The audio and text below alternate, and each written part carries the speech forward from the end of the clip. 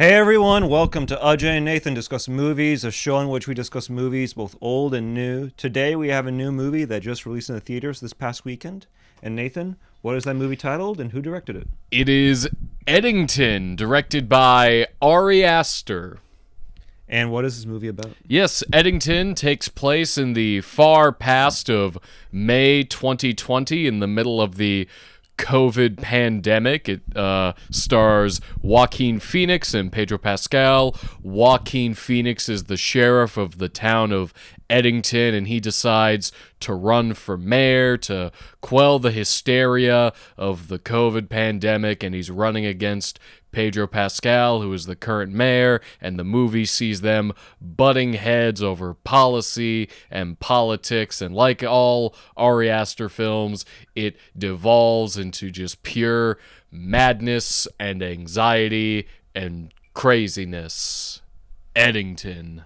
And how did you feel about this movie? Eddington is very interesting. When the movie started, I said, ooh, I think I might really like this. I think it starts very strong. I was like, I might really like this. And then 2.5 hours later, I said, I might really like this? I might not? It's still sitting with me. I don't exactly know how to feel. I can say off the bat, though, I do love Ari Aster. I do appreciate him.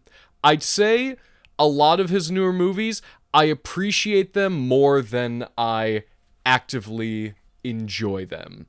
I love that there is a guy working at this level who is just, each new thing he's doing, he is experimenting, he is taking big, bold swings, doing new things. Each movie is different from the last, but still has his trademark kind of cringy, anxiety-inducing style. I love that for him. Eddington has a lot that I love. It also has a lot that confuses me, and I think it makes the package as a whole just less than the sum of its parts. Ajay, what are your thoughts? So I enjoyed it. I enjoyed my time while watching this movie. I feel like this is a movie in which, like, it's not I mean, what's the best way to say it besides polite? I feel like it's a movie in which you can't just rush to give your critique on a movie. You need some time to sort of mellow down with the characters, with the setting, with the stories. Yeah. I feel like this is not a movie in which you can just film an out of the theater reaction on your thoughts on Eddington. No. Hi, it's Christine Alonso with an out of the theater reaction, and we're still in the theater. Yeah, but post screening. We just saw Eddington. What is going on, guys? Kevin, owner of Farmer Pig Productions here, and today we're back at the theater getting reactions for Ari Aster's new Eddington. Let's see what people think about this one. You do have to sit with the themes and with what Ari Aster is trying to put out there. I watched this last Saturday. It's been nearly 5 days since I last watched it, and my thoughts on the movie still remain the same. I enjoyed it. I really loved it, in fact. I thought there were some great performances in this movie. Obviously, Emma Stone is a great actor. She really shined through in this movie. There are times in this movie in which I didn't know it was Emma Stone that was there, to be honest with you. Even though she is synonymous with acting and with, the grandiosity of acting, to me, when I saw her performance, I didn't really see Emma Stone in that, and I saw like an actual fully fledged character, which is something that I know Emma Stone really wanted to put out there in that movie. Joaquin Phoenix obviously is one of the best actors working today.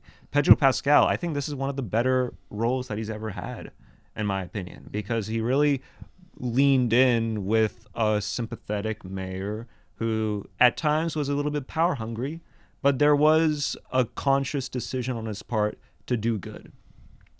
This is a movie that I think really sits with you. Yes. I don't think this is a movie that you can just give your opinion on right out the theater. Austin Butler, 8 minutes of screen time for him, but he captivated for most of the runtime that he was in. Yeah. There was that moment in which he's sitting down with Joaquin Phoenix and his family for dinner, and just his entire aura was mystifying. It was really, I thought this is a really good movie. I really enjoyed it. And yes, there are criticisms with this movie, which we'll get into later.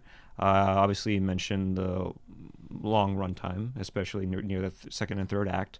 And yeah, that is definitely an issue for me.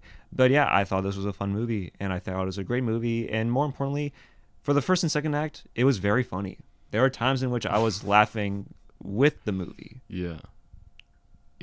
I agree. I think the performances are all stellar. Joaquin Phoenix, Pedro Pascal, I found their dynamic the most. When they were on screen together, it was magnetic. These are two dynamo powerhouse actors, and when you have them playing off of each other, it's always so good. And I just felt the writing for all the characters was just really great. Everyone is they feel real. They feel so three-dimensional and like imperfect. Even Joaquin Phoenix is our protagonist, basically, and there are times where you hate him, you feel bad for him, you empathize with him, you want to strangle him, you think he's disgusting, but you also, you see so much of him over the course of the movie, and you see so much of everyone, the good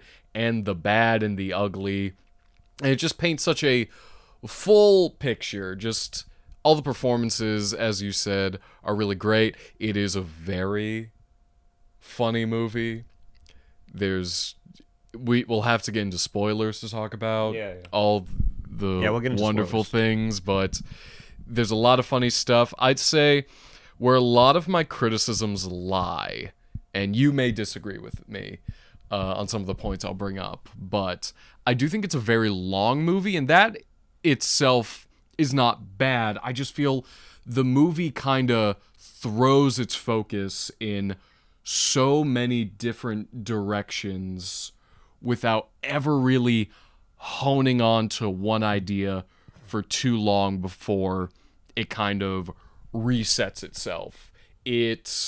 And that's why, it's good to sit with this movie. It's a thinker. You got to think about it. But it feels so stuffed with characters and plot lines and ideas and so many conversations that just devolve into people shouting rhetoric directly at the screen, and sometimes it's done really well and done to a comedic effect, and other times it's overwhelming and a little grating. Yeah, I would definitely get into my criticisms, and I'll definitely address those issues that he had with the movie. But in terms of what I thought was great about the movie, was definitely the first and second act, in which they allowed the jokes to breathe. Yeah. Especially in a very dark and depressing time that was 2020, and Yeah. that is this movie. I thought there were moments in this film, especially the younger actors in this film, Oh, that yeah. were Oh, hilarious. my There's this one God. white dude That one kid. who was like, white privilege is horrible. I'm a part of this systemic system of privilege. And he's saying this in a dinner table with his parents. His dad. And then his dad is like, are you mentally arsler? It was hilarious. It's like, you're white. Yeah, it was hilarious. I really Dude. enjoyed that. Yeah, as well. no, that entire subplot is a big part of the movie and had me laughing and just so uncomfortable for such a big majority of the runtime. It's just so There very was a strange. moment in which Joaquin Phoenix brings out a ring light to film him at the restaurant, Yes. saying the infidelity of the mayor. Yes, no, I saw he has In to the essay of the mayor. he's walking through that protest, and the entire time he's carrying the ring light with him, and it's so funny. That leads to one of the best lines in the movie, where he's like, "Don't make me think, just post it. Just post the video. Don't make me think." Yeah. It's like, oh, that's the movie in a nutshell. Yeah. It's like there's your text. Yeah. And there was also that moment in which they were at the sheriff's department and they're thinking about slogans. Oh, God. So, yeah. No, I think the first and a lot of the first half of the second act, just are really strong because it dedicates itself to this man, he wants to run for mayor because he doesn't like wearing a mask, and we've got to free each other's hearts, people. It's like he's an idiot, and you see how inept he is at his job, but you see so much of this character that you really feel bad for him because like his home life is terrible.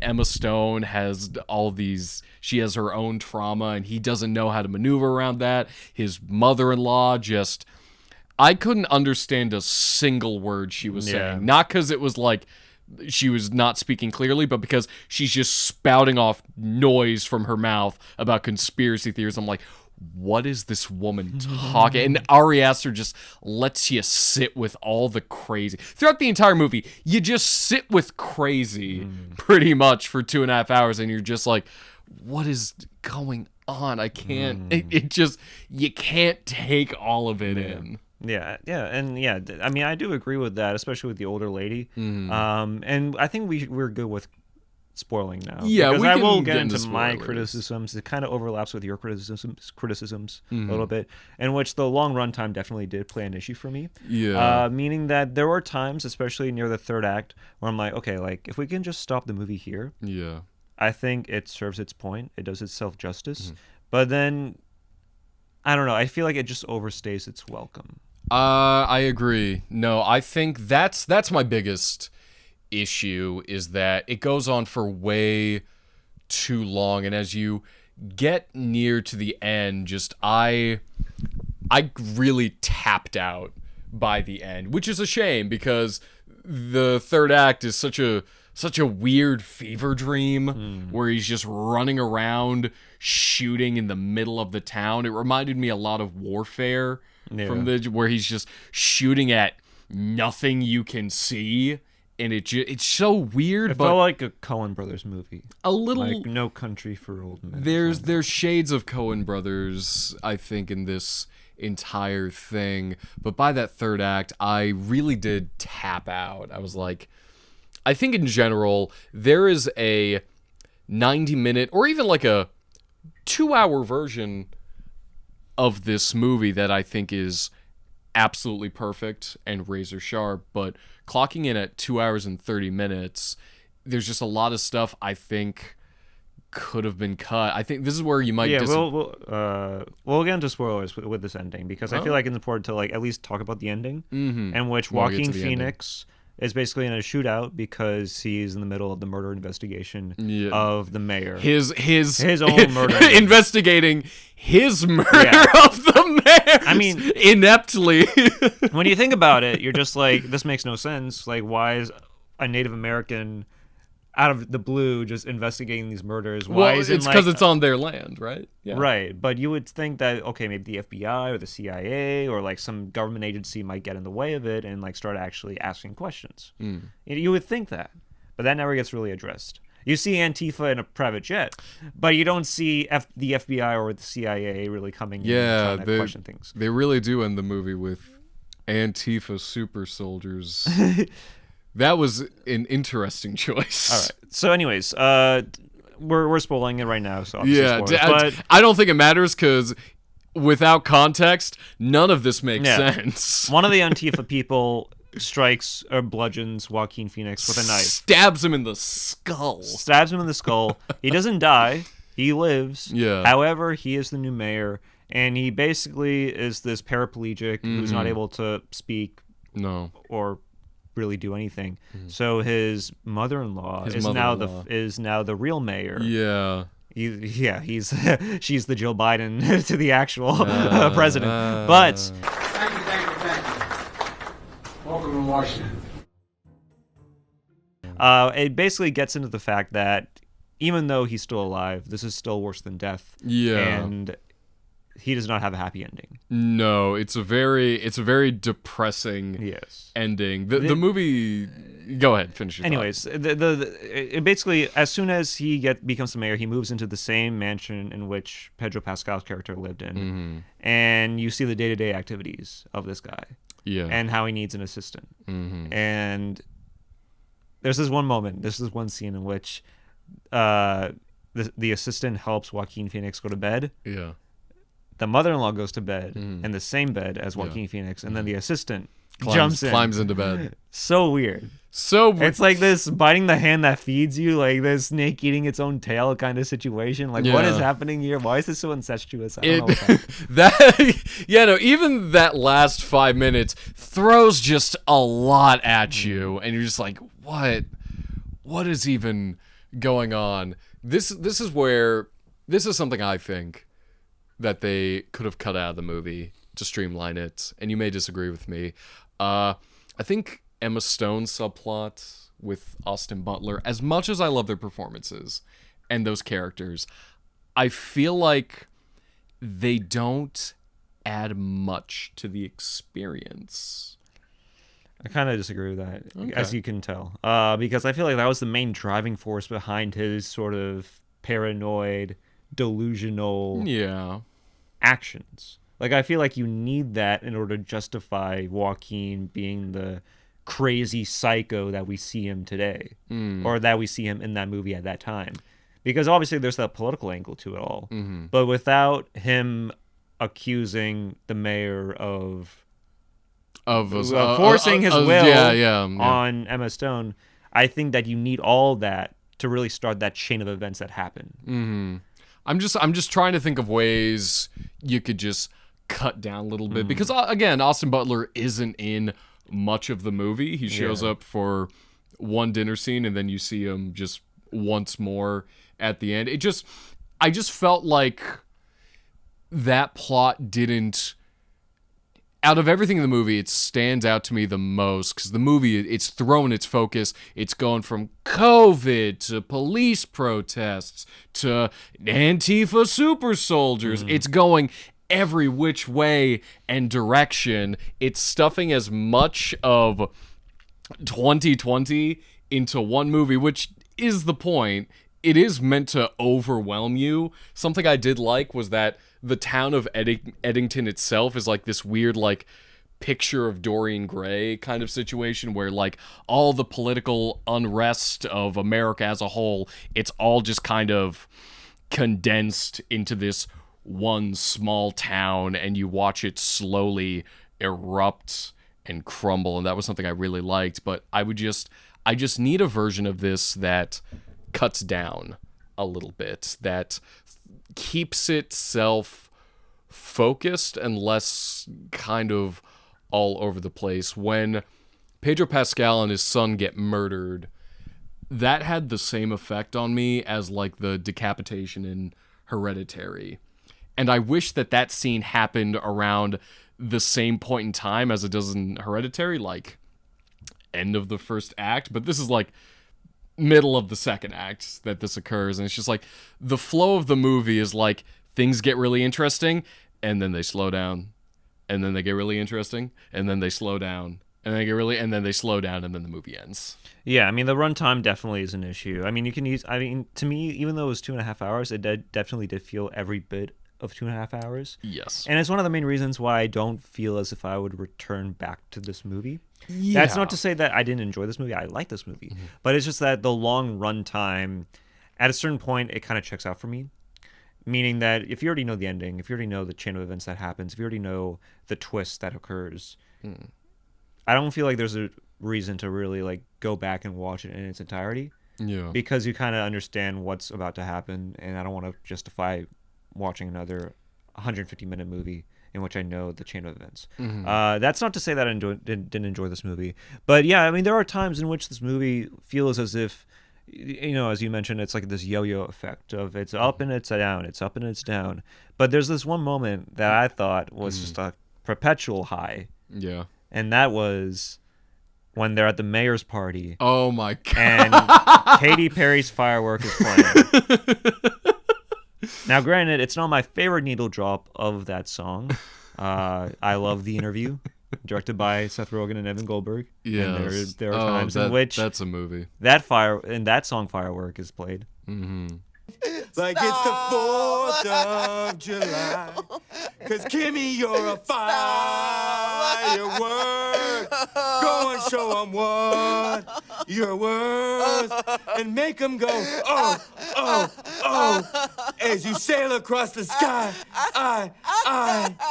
I love that movie a lot. It's probably one of my favorite comedies of all time, in my opinion. But yeah, he gets slapped twice, and I felt like that was like the highest to high. I love that scene a lot. Yeah, no, that moment is so perfect. Just it's like I think it's like a long take too, or at least him walking out of the party after getting slapped twice by Pedro Pascal. That moment is so perfect because he's in such a moment of defeat. Just like, because he told this lie about the mayor, it got thrown back in his face. His wife has left him, and now he's lashing out like a tiny child. He gets slapped and put in his place, and then even as he drives away, his big like campaign van just like loses like half of its like little flags, and it's just all such pitch perfect comedy. And then that leads into his descent into madness, where he murders that homeless man, and then he murders Pedro Pascal and his son, which I will say, I think the movie could have used a bit more Pedro Pascal.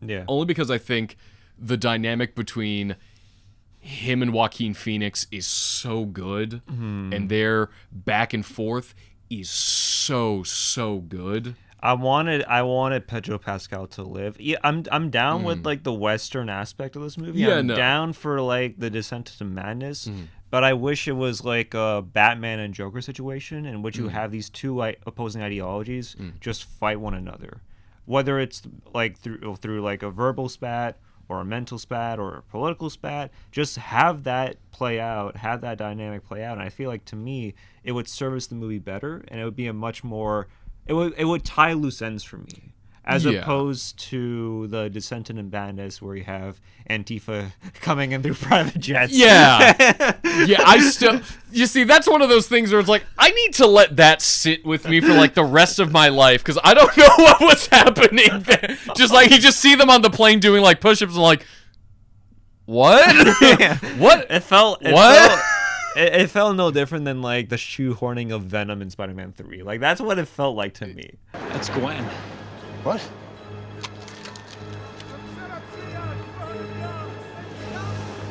What's she doing up there? I don't know. I just saw her last night. She said she had a modeling gig. Who are you? It's Brock, sir. Edward Brock Jr.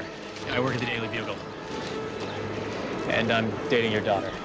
I know that's a wild reach. That's a wild comparison, but I guess, yeah, they're teased in like the second act and show up in the third. All of a sudden, I guess. Yeah. I can't say you're wrong. I mean, you mentioned the Pedro Pascal thing. I think the movie should have been a political, mental, physical battle between those two individuals. Yeah.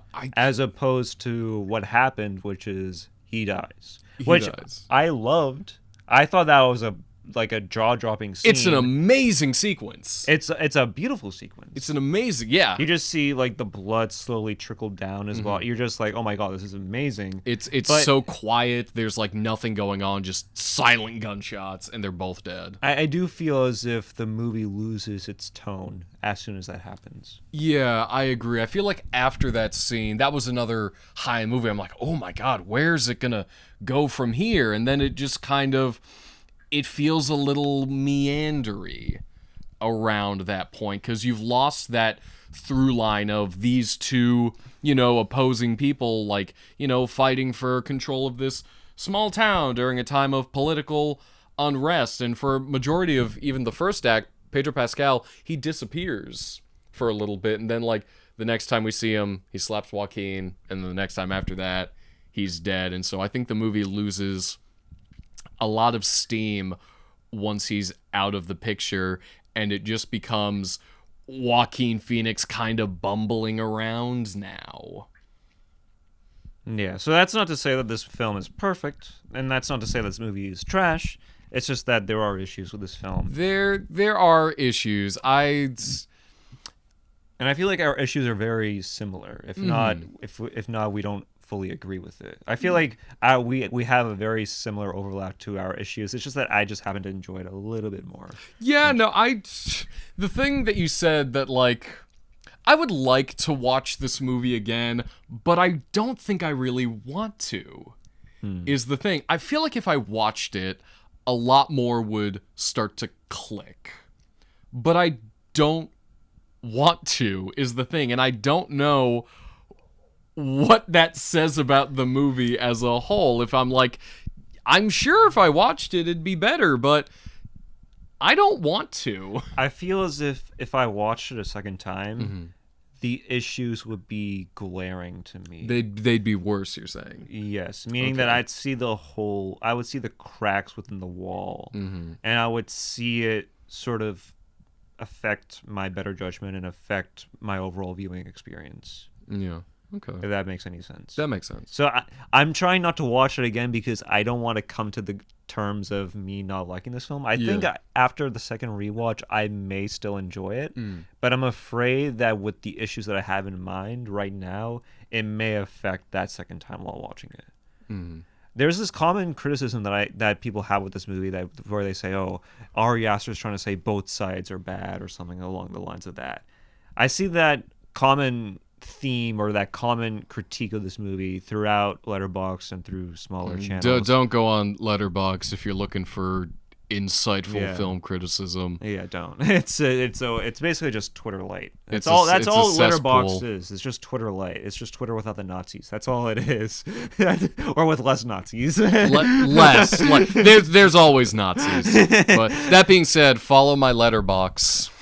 We won't plug it because it is a sacred place. That's fine. But that's something that I've been hearing for the past few days now, and I kind of disagree with that notion. I don't think it's saying both sides are bad. There's a clear side that's in the wrong.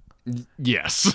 I mean, there's a clear side that's in the wrong, and Yes. Ari Aster makes it abundantly clear that Joaquin Phoenix's side is bad.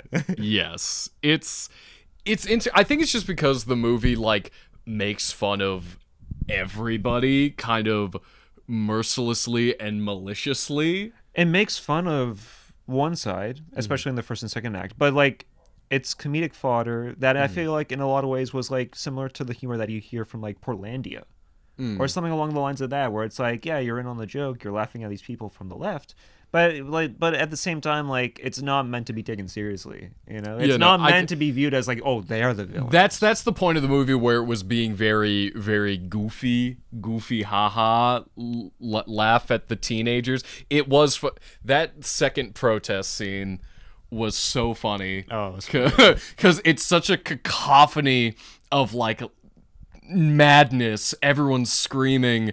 He has his ring stand. The homeless man is coughing on everybody in the crowd, and then they sit down for the silent protest. There's one guy still standing. He's like, "This is why we do it. This is why we do it." I'm like, who is this man? What is going on? And then all the old men, I know I'm being very loud, all the old men start speaking. They're just like, "You don't like the cops?" It's so my business is down. It's so great. I want to point out one of my favorite running gags. I love Joaquin's two other deputies. Oh, yeah. It's just Guy, and then I think his name's Micheal, and he's like the only black character in the entire movie. And when they have the Black Lives Matter protest happening, Joaquin and the other deputy are like, "This is insane. These people are going crazy out there." But Micheal, how do you feel about the situation? How are you feeling? And he just stares just dead-eyed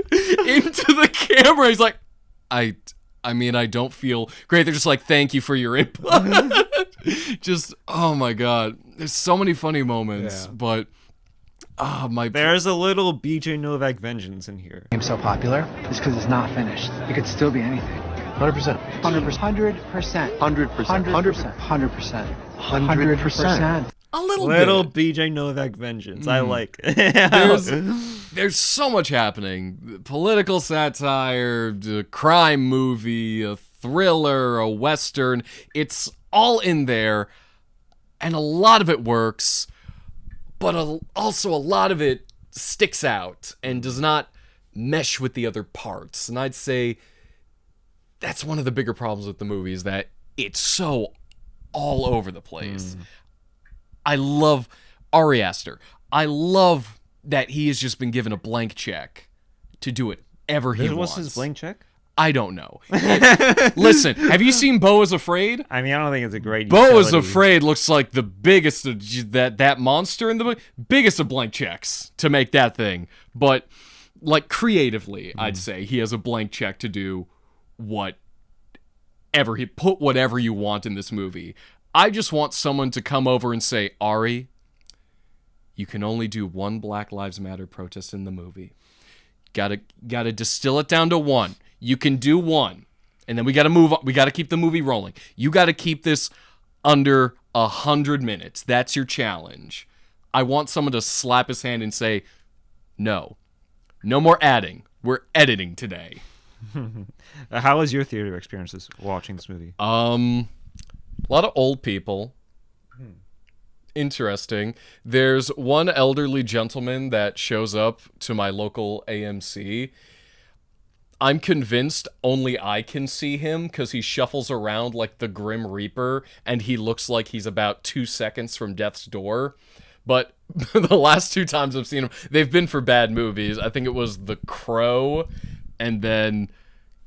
The Bike Riders, which wasn't a bad movie, but he's just shown up and fallen asleep in the back twice, and you can hear him talk to himself in his sleep. And that's a lot of what I was hearing during this movie, was just elderly grumbling. Yeah. But to be fair, a lot of the time I thought it was coming from the movie, because a lot of the movie is also elderly grumbling. It was just Joaquin Phoenix coughing. It really was.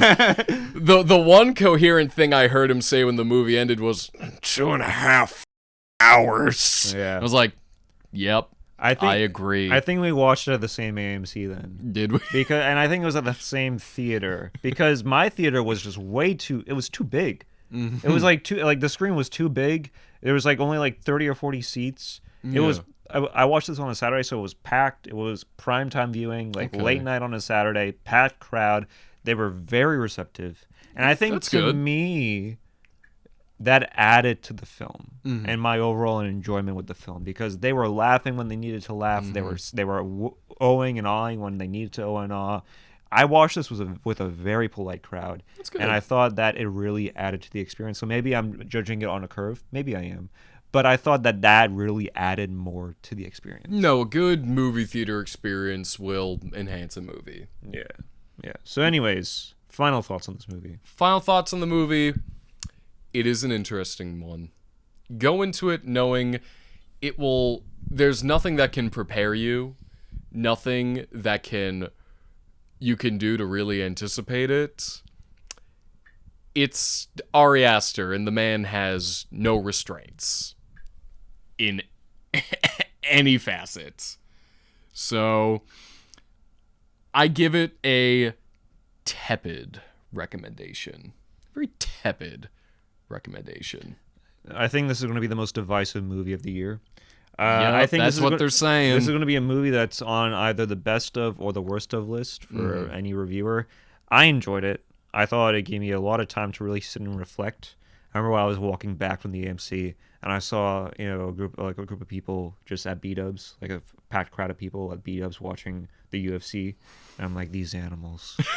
Why would they do this? Why would they enjoy bloodshed for entertainment?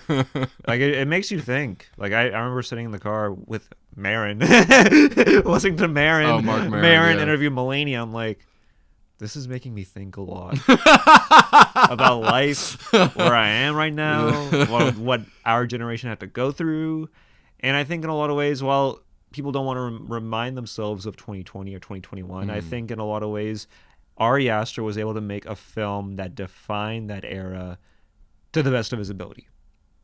And there are great moments in this film. There are moments in which it kind of overstays its welcome. There are times in which the long runtime kind of disrupts the pace of the film and kind of breaks up what would be a better film. It was just cut a little bit less. If they just cut a good 20 minutes out of the film, I think this film would be a lot better. But I still enjoyed this film. And I'm excited to see what direction Ari Aster will go from here. Yeah. Because it's just going to be experimental and will subvert our expectations, and we'll go into a place that is uncharted. No. So I agree. Ari Aster, make an Uncharted movie. Yeah. Ari, he'd be great for the next Tom Holland Uncharted movie. Ari Aster, make a movie that's 80 minutes. That's my challenge for you. Do whatever you want. An hour and 20 minutes. I'm calling you out. Famed filmmaker Ari Aster. Famed, accomplished filmmaker Ari Aster. Listen to me. Listen to him. I discuss movies with Ajay. Listen to me. Make something that's 90 minutes, please. All right. I think that's it for us. That's it, yeah. We've gone on the deep end. We've gone off the deep end. Our reviews are getting longer. That's not a good sign. They get longer each time we do them. We just got so much to say. And you know what's bad about that? What? I didn't even start on time.